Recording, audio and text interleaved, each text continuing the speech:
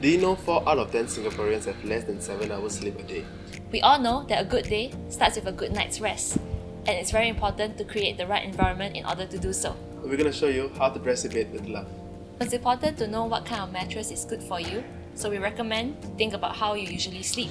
For back sleepers, we recommend a firm mattress that provides adequate support for your neck and your spine.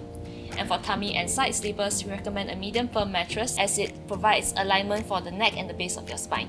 On top of our mattress, we include a mattress pad for additional comfort.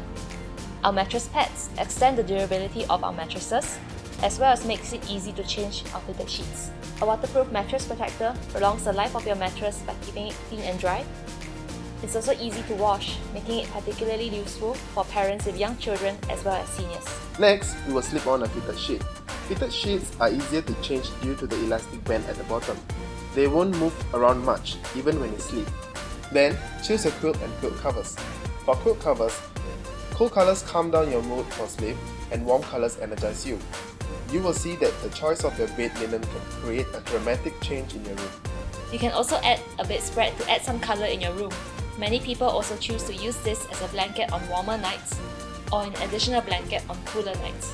Bolsters are a great orthopedic tool and help with your posture when you sleep. And finally, accent pillows are the cherry on the cake. They can be used for additional comfort to prop up your laptop or your elbows if you read in bed. These are the easiest things to add to create different moods in your room. So we hope that you have picked up some good tips from us today. So have fun dressing your bed with love and have a great sleep tonight.